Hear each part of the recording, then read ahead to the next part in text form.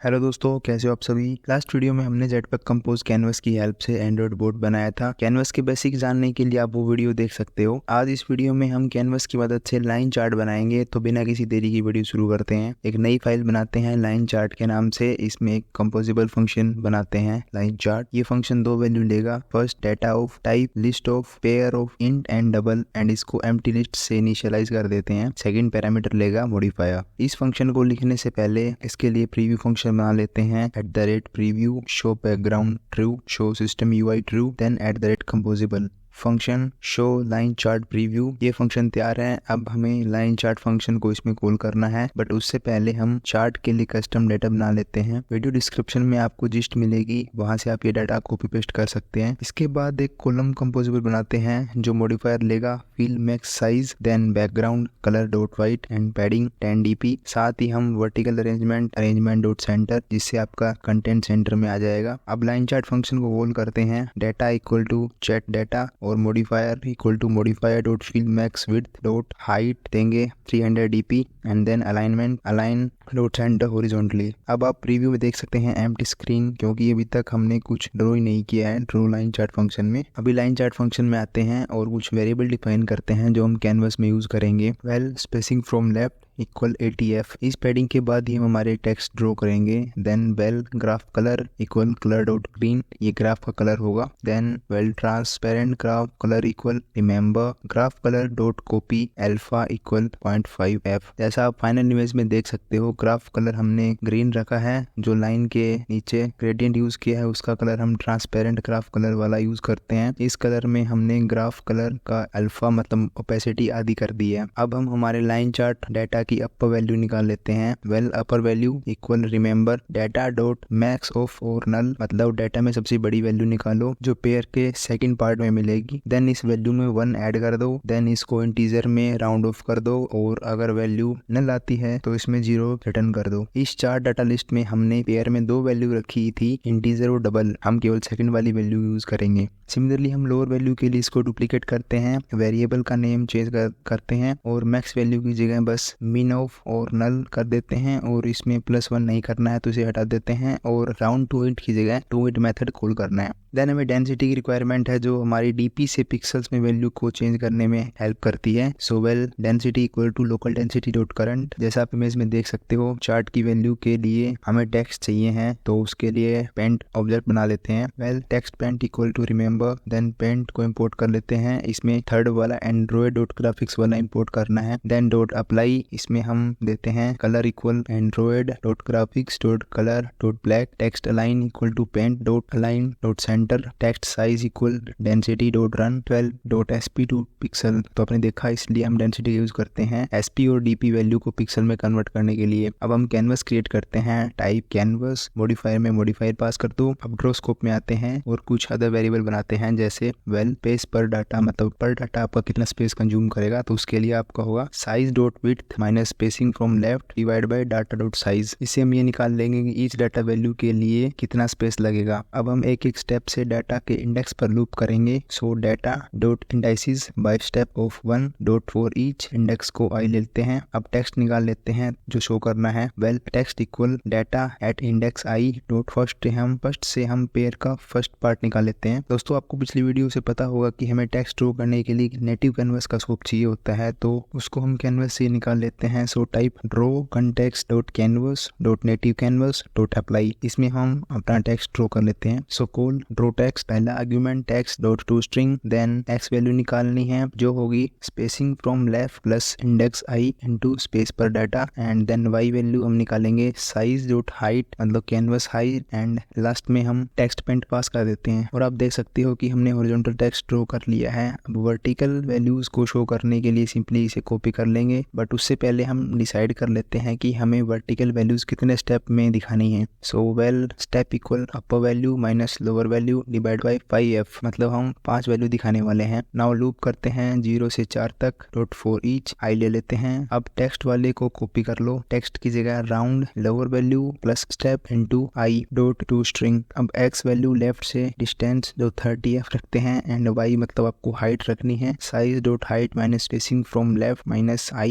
Into size dot height divide by 5f। और आप देख सकते हैं साइड वाली वैल्यूज भी शो होने लगी हैं। अब बारी आती है वर्टिकल और हॉरिजॉन्टल लाइन ड्रॉ करने की। तो लाइन ड्रॉ करने के लिए यूज करते हैं ड्रॉ लाइन। पहला आर्गुमेंट लेगा स्टार्ट ऑफसेट, मतलब जहाँ से आपकी लाइन स्टार्ट होगी। सो ऑफसेट में x होगा वैल्यू फ्रॉम लेफ्ट और ऑफसेट की y वैल्यू होगी canvas height minus spacing from left. अब हमें इस लाइन का एंड ऑफसेट डालना है जो होगा offset spacing from left and y होगा 0f, मतलब हमारी लाइन बॉटम से टॉप तक ड्रा होगी। अब आप इसका कलर दे सकते हैं colour dot black, stroke width equal to f और आपकी वर्टिकल लाइन तैयार है। सिमिलरली हॉरिजॉन्टल लाइन के लिए इसे कॉपी करो और ऑफसेट में चेंज कर दो। इसमें आपको केवल ऑफसेट की x वैल्यू में चेंज करना है क्योंकि लाइन ओनली x एक्सिस पर है। इसके लिए हम इस लाइन का एंड ऑफसेट चेंज करते हैं जिसमें x होगा width minus 40f and y होगा height minus spacing from left. अब आपको दोनों लाइन अच्छे से दिखने लगेंगी। अब हमें चार्ट में लाइन का पाथ ड्रॉ करेंगे। हम दोनों तरह का पाथ देखने वाले हैं, straight line path and curve line path. सबसे पहले स्ट्रेट लाइन पाथ बनाते हैं। So well straight line path equal path dot apply. पहले कैनवस हाइट निकाल लेते हैं। Well height equal size dot height. जैसा कि आपको पता है हम पाथ बनाने के लिए x एंड y कोऑर्डिनेट चाहिए होते हैं हर एक पॉइंट के जहां हमें जाना होता है। सो उन पॉइंट को हम चार्ट डाटा से निकाल लेते हैं। उसके लिए हम डाटा के इंडेक्स पर लूप करते हैं। अब हमें हर डाटा वैल्यू में से x एंड y कोऑर्डिनेट निकालने हैं। सो ईच इंडेक्स पर क्या डाटा है उसे हम इन्फो में स्टोर कर लेते हैं। साथ ही हम ड्रॉ पाथ मेथड कॉल कर देते हैं ताकि आप डाटा को साथ के साथ विजुलाइज कर पाओ। सो ड्रॉ पाथ जो लेगा पहला argument straight line path, then colour होगा ग्राफ कलर, देन स्टाइल होगा आपका स्ट्रोक जिसकी विड्थ 1 dp एंड कैप रखेंगे राउंड।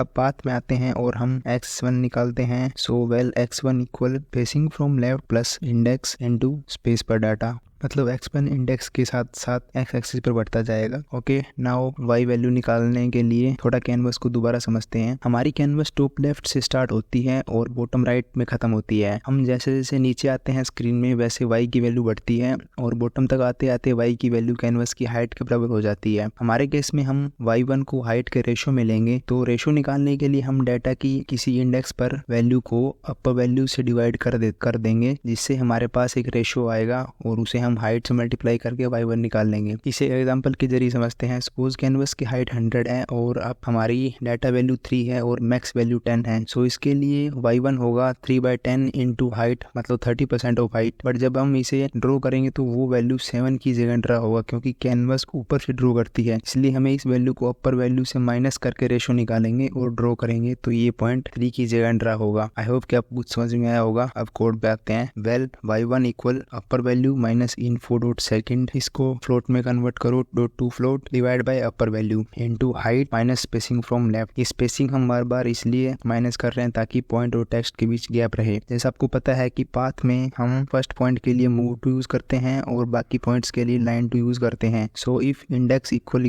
0 मतलब first point, so move x1 and y1, बाकी सब पॉइंट के लिए line to x1 and y1। और आप देख सकते हैं लाइन ड्रॉ हो गई है कैनवस पर। अब हमें इस पाथ के पीछे बैकग्राउंड ग्रेडियंट भी शो करना है तो उसके लिए हम इसी पाथ को एक्सटेंड कर लेते हैं। Val fill path equal Android dot graphics dot path straight line path dot as Android path dot as compose path dot apply. हमने उसी पाथ को एक्सटेंड कर लिया है ताकि हम और पॉइंट्स उसमें ऐड कर पाए। अब हम ग्राफ के लास्ट पॉइंट से ग्राफ के बॉटम राइट कॉर्नर तक लाइन ड्रॉ करने वाले हैं जिसका x होगा विड्थ माइनस स्पेस पर डाटा एंड y होगा height minus spacing from left. अब वहां से बॉटम लेफ्ट कॉर्नर तक लाइन ड्रॉ करेंगे जिसका x होगा spacing from left and y होगा height minus spacing from left. अब इस पाथ को ड्रॉ करते हैं। ड्रॉ पाथ से पाथ में फिल पाथ पास कर देते हैं और अब की बार कलर की जगह हम ब्रश यूज करेंगे। So brush equal brush dot vertical gradient जो लेगा लिस्ट ऑफ कलर्स। पहला कलर ट्रांसपेरेंट ग्राफ कलर आएगा और दूसरा कलर डॉट ट्रांसपेरेंट, और ये एंड y कोऑर्डिनेट भी लेगा जो होगा height minus spacing from left. So आप देख सकते हैं बैकग्राउंड भी सही से दिखने लगा है। अब हम कर्व्ड पाथ को ड्रा करेंगे। उसके लिए स्ट्रेट लाइन पाथ को कॉपी कर लेते हैं एंड नेम चेंज कर देंगे। इस पाथ के लिए हमें 2 वेरिएबल चाहिए होंगे, mid x and mid y, जो फ्लोट टाइप के होंगे। अब लूप में आते हैं और ओल्ड वैल्यू को हटा देते हैं। पहले हम डाटा से फर्स्ट और नेक्स्ट वैल्यू निकाल लेते हैं। So well first value equal data at index i dot second, then next value equal data dot get or null index plus 1, if null then data dot last. मतलब अगर next value नल है मतलब हम last value पर हैं तो हम वही रिटर्न कर देंगे। जैसे कि आपको पता होगा लास्ट वीडियो से कि कर्व लाइन पाथ के लिए हम बेजियर कर्व का यूज करते हैं जो दो कोऑर्डिनेट पॉइंट लेता है, पहला कंट्रोल पॉइंट के कोऑर्डिनेट और दूसरा एंड पॉइंट के कोऑर्डिनेट। सो रिस्पेक्टिवली दोनों निकाल लेते हैं, x1 y1 कंट्रोल पॉइंट और x2 y2 एंड पॉइंट के coordinate. Well x1 equal spacing from left plus i to space पर डाटा। वेल y1 होगा upper value minus first value dot to float divide by upper value into height. ये आपके control point की coordinate आ गए हैं। अब इनको कॉपी करके एंड पॉइंट की कोऑर्डिनेट निकाल लेते हैं। x2 में i प्लस 1 होगा और y2 में अपर वैल्यू माइनस नेक्स्ट वैल्यू हो जाएगा। अब अगर फर्स्ट इंडेक्स है तो हम मूव टू का यूज करेंगे और अदर केस में क्वाड्रेटिक बेजियर 2 का, बट उसके लिए हमें पहले mid x and mid y निकालना होगा जो होगा mid x equal x1 plus x2 divide by 2f and mid y होगा y1 plus y2 divide by 2, मतलब दोनों कोऑर्डिनेट का मिड पॉइंट। अब क्वाड्रेटिक बेजियर 2 में आएंगे x1 equal x1, y1 equal y1, x2 equal to mid x and y2 equal mid y। अब एक बार समझते हैं कि हमने mid x and mid y क्यों निकाला। जैसे इस लाइन को देखो, जो कंट्रोल पॉइंट है वो आपका फर्स्ट वैल्यू का कोऑर्डिनेट है और एंड पॉइंट के लिए हमने फर्स्ट एंड सेकंड वैल्यू का मिड पॉइंट निकाला है। अब कर्व पाथ को ड्रा पाथ में अपडेट कर दो और साथ ही फिल पाथ में भी इसको अपडेट कर देते हैं और आप देख सकते हैं कि कर्व लाइन चार्ट बन गया है। आप अगर चाहो तो इन कोऑर्डिनेट पॉइंट को ड्रॉ सर्कल से ड्रा करके विजुलाइज भी कर सकते हो। So draw circle, colour equal colour dot radius equal 8f, centre equal offset x1 y1। तो आप कैनवस पर इन पॉइंट्स को देख सकते हैं। सिमिलरली आप mid x and mid y point को भी देख सकते हो। इस सर्कल को कॉपी करो, कलर मैजेंटा, रेडियस की जगह 8f एंड ऑफसेट में mid x and mid y। देख सकते हो कि किस तरह डाटा वैल्यूज ने बेजियर कर्व के लिए एंड पॉइंट का काम किया है। सो इस वीडियो के लिए इतना ही। आप इसे खुद अच्छे से एक्सप्लोर कर सकते हैं। इसका कोड आपको लिस्ट में मिल जाएगा। वीडियो अच्छी लगी हो तो कमेंट में जरूर बताना and please like and share video and don't forget to subscribe, decode and download. Bye bye.